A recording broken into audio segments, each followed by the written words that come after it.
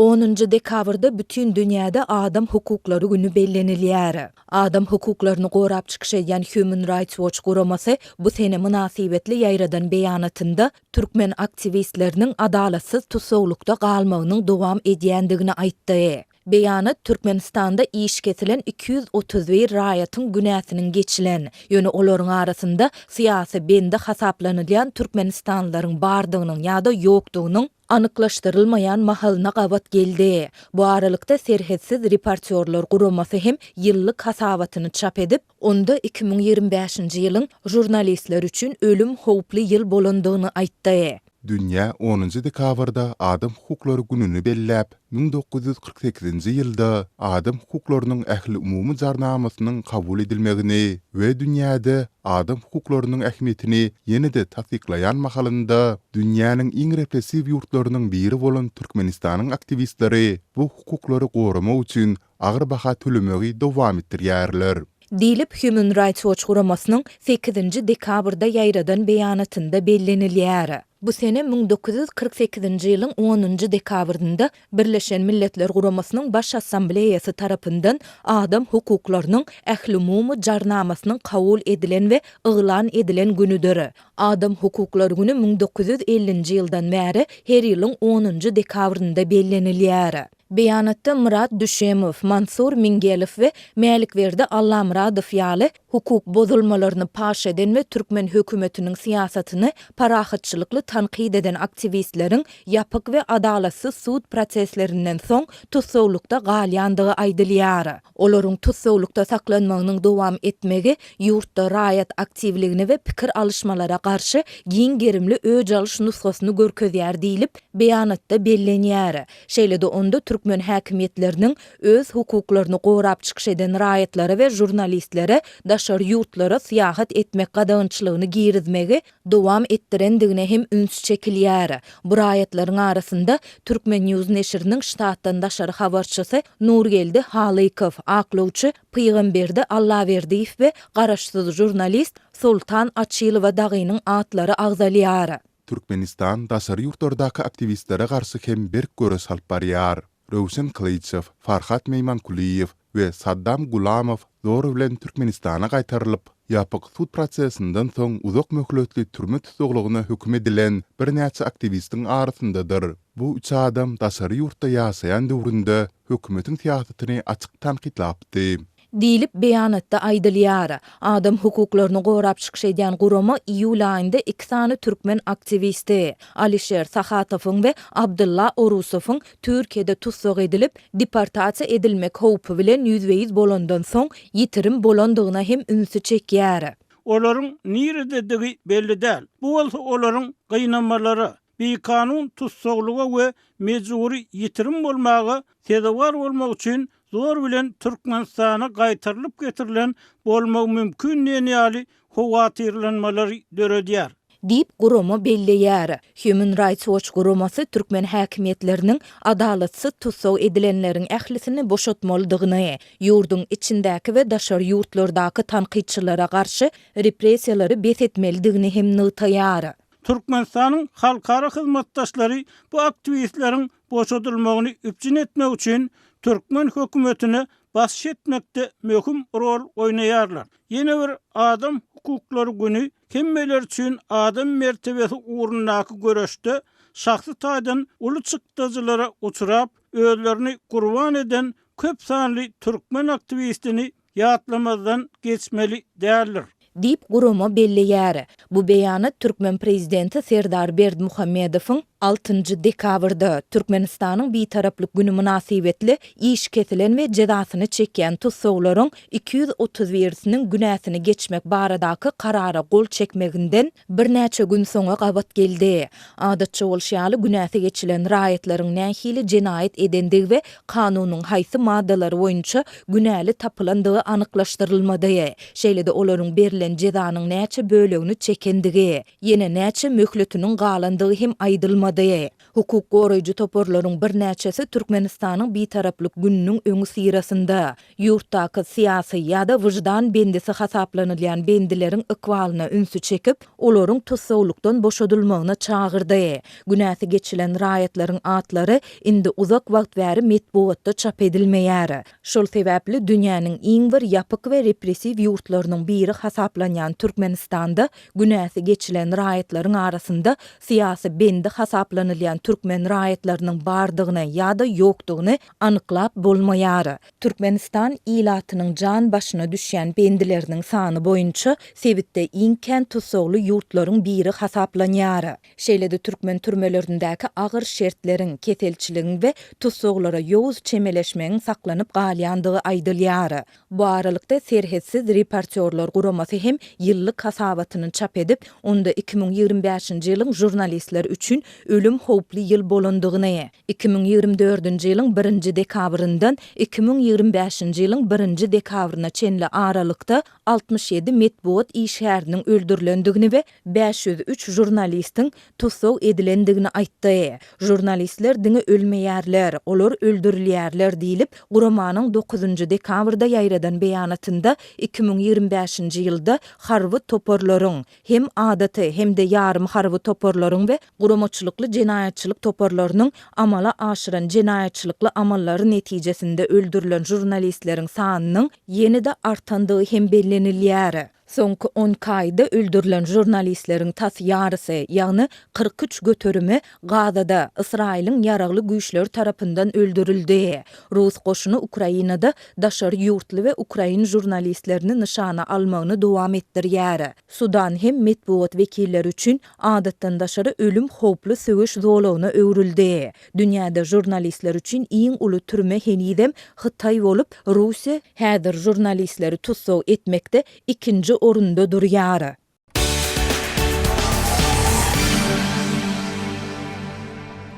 Daşary ýurtlara sapar edýän türkmenistanlylar ýurdun howa menziline ýolagçylaryň goşlaryny barlayan eskerleriň özlerini para bermäge mezur edýändigini aýdýarlar. Azatlyk bu hil maglumatlary mundan öň hem alypdy. Emma ýurt maglumat üçin ýapyk bolansoň, bu diýilýän paraxorlugyň meçhörlerini resmi taýdan tasdikladyp hem inkar etdirip hem bolmaýar. Aşgabat şäherinden Kazan üçin Daşowly denen Azatlygyň habarçysyna öz başdan geçiren wakasyny gurrun berdi. Onuň tasdiklamagyna görä, para bermekden boyun gaçyranlygy sebäpli ony pasport barlanylýan ýeriň golaýynyna bir kabinete saryp bir näçe işgär bolup gorkulypdyrlar we elindäki puluny alypdyrlar. Eshere pul vermekden ýüze ördüm. Esher maňa gelneje gör ýagdaýyňy diýip haýwat atdy. Men para bermedim. Esherden geçip pasport kontrola baranymda gaptaldaky kabinete geçmeldigimi aýtdylar. Kabinete girdim. Garaşdyrdylar we basyş etdiler. Kazanda kimiň bar? Kazanda ýaşaýan erkegiň barmy? Daşary ýurda näme maksat bilen gidip barýaň diýen ýaly soraglary berdiler. Soraglaryna jogap berdigimçe maňa has gödök daraşdylar. Ahir soňy meni soraga çeken raýat eşigindäki erkek gaptalyndaky esere ýüzlenip uçordan ýüklerini düşür diýip habar berdi. Men şo wada näçe bermeldigini soradym. Diýip habarçymyz bilen anonimlik şertinde gurlaşan aýal aýtdy. Söhbetdeşimiziň tasdiklamagyna görä, raýat eşigindäki işgär onuň elindäki pullun $250 alyp galypdyr. Dekabr aýynyň başynda Aşgabatdan Moskwa üçin lewaply ýaşaýjy hem halkara howa menziline adat bolanlygy edilýän paraxorlugy tasdik etdi. Onuň sözlerine görä, uçara garaşylýan zorlugy göýbermelerinden öň goş barlanýan zorlukda keskerler ýolagçylardan açaçan para soraýar. Esher meniň öňümdäki talipdan 200 manat sorady. Ýokardaky kameralara garamazdan esher diýen puluny çekinmän aldy. Maňa gezek gelende 200 manat berseňiz goşlaryňyzy barlajak däl diýdi. Men oňa manadym ýok, rublim bar diýsem, rubl hem bolýar diýip güldi. Sagama ýurtdan çykdym bolýar diýip 1000 rubl berdim. İzimden gelýän aýal esher bilen dawalaşdy. Onu sakladylar we başga bir kabinete alyp gitdiler. Ol aýaly men soň uçorda görmedim. deyip lewaply ýaşaýjy gurrun berdi. Adatlyň habarçysy Aşgabatdan Türkiýe, Vietnam üçin raýatlaryň hem bir näçesi bilen söhbetdeş boldy. Anonimlik şertinde urlaşan raýatlar uçar menzilinäki paraxorluk barada aýdylýanlaryň hiç kim üçin sır därligini öňe sürdiler.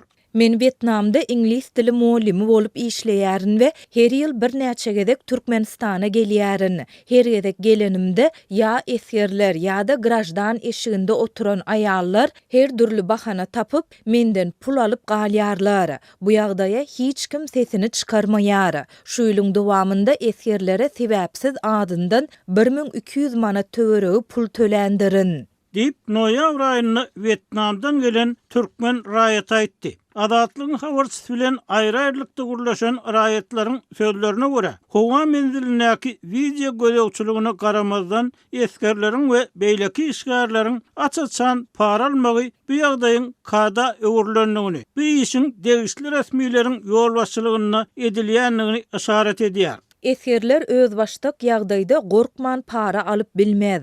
Sebäbi näýile bolan ýolagçy howa mendiliniň ulurak derejeli işärine ýüz tutsa, oňa çäre görler. Emma esirler gorkman para alýar. Bu olaryň arkasynda ulurak biriniň durandygyny aňladýar. Deyip Vietnamdan gelen Türkmenistanly aýtdy. Maglumat üçin aýtsak, Türkmenistanyň aviasiýa pudugynaky korrupsiýa we beýleki ulgamlaýan meseleler baradaky maglumatlar türkmen uçurlaryny uçan ýolagçylar we garaşsyz neşirler üçin täzelikdäl.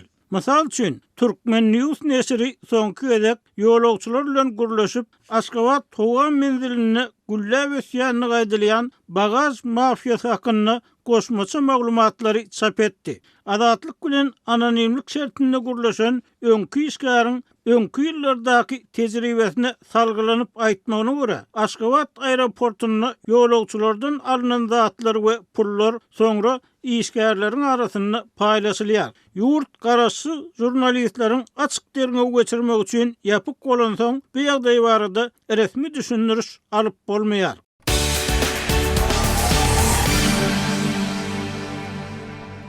Ukrainanyň prezidenti Volodymyr Zelenski Kiýewiň Russiýanyň haýryna öz topraklaryndan ýüze wurmäge moral taýdan hiç hili hakynyň ýokdugyny aýtdy. Bu aralykda Amerika ulalaşykly çözüm tapmak ugrunda tagalla edýär. Ukrainanyň kanunçylygyny, konstitusiýasyna ýa-da halkara hukugyna görä biziň beýle zady etmäge hiç hili kanuny hukugumyz ýok. Şeýle hem biziň moral taýdan hem hiç hili hakymyz ýok. Deyip Zelenski 8 dekabrda geçirilen online briefingde Kiýewiň territoriýalaryndan ýüze wurmak meselesini ara alyp maslahatlaşarmy diýen soraga beren jogabynda bellidi. Elbette Russiýa biziň territoriýalarymyzdan ýüze wurmagymyzy talep edýär. Biz bolsa asla hiç satdan el çekmek islemeýär. Biz şu sebäpli söwüşýär. Deyip ol aýtdy. Zelenski Amerikanyň paraçylyk boýunça ilk wagtdaky teklibi barada çykyş edip, onuň 20 madda çelini gytgaldylandygyny we Ukraina garşy açaçan mazmunly maddalaryň ondan çykarlandygyny ma'lum etdi. İlki 28 madda bardy. Indi bolsa 20. Gönnen göni Ukraina garşy maddalar aýryldy. Amerikalılar prinsipde kompromisiň tapylmagynyň tarapyna. Elbette territoriýa bilen bagly çylşyrymly meseleler var. Ol ýerde kärlikçe hiç hili kompromis tapylanok. Deyip Zelenski aýtdy. Ukrainanyň prezidenti 8 dekabrda Londonda Britaniýanyň premier ministri Keir Starmer, Fransiýanyň prezidenti Emmanuel Macron we Germaniýanyň kansleri Friedrich Merz bilen geçiren duşugynyň ýany X sosial ulgamynda çap eden beýanatynda Amerika bilen kontaktlarymyz we häzirki wagtda stoluň üstündäki ähli teklipler boýunça edilýän işler barada olara maglumat berendigini ýazdy. Ähli resminamalar boýunça şol sanyny umumy parahatçylyk çarçugasy, howpsuzlyk kepillikleri we uruşdan soňky dikeldiş boýunça bilelikde işlemegimiz ören möhümdir. Deyip ol sözüne goşdy. Ukrainanyň akwaly Ýewropanyň akwalydyr. Biziň gollugymyz egsilmez. Muňa hiç kimiň şübhesi bolmasyn. Deyip Germaniýanyň kansleri Friedrich Merz sosial mediada ýazdy.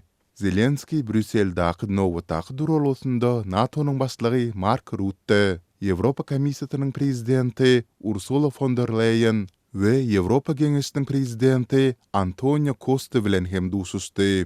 Parahatçylyk gepleşikleri dowam edýän mahaly Ýewropa bileleşigi Ukrainany goldamak boýunça tutumuny demir ýaly berk saklaýar. Biziň maliýe tekliplerimiz stoluň üstünde. Deyip von der Leyen Ukrain prezidenti bilen duşukdan soň aýtdy. Maksadymyz güýçli Ukrainadyr. Söwüş meýdanynda da gepleşik stolunyň başynda da. Deyip ol X ulgamynda ýazdy. Ukrainanyň öz ygtyarlygyna hormat goýulmaly. Ukrainanyň howpsuzlygy uzak möhletde bileleşigimiziň birinji goranuş liniýasy hökmünde kepillendirilmelidir. Ýewropa Ukrainanyň adalatly we uzak möhletliğin parahatçylygyna ýetmek boýunça ähli tahallalara goşan goşmagyny dowam eder. Deyip von der Leyen sözüne goşdy. Zelenski'nin metbuat kulluğunun maglumatyna görä, onun Ýewropa saparynyň çäginde Ukrain prezidenti 9-njy dekabrda Rime baryp, Rim papasy Leo 14-nji we Italiýanyň premier ministri Giorgia Meloni bilen duşar.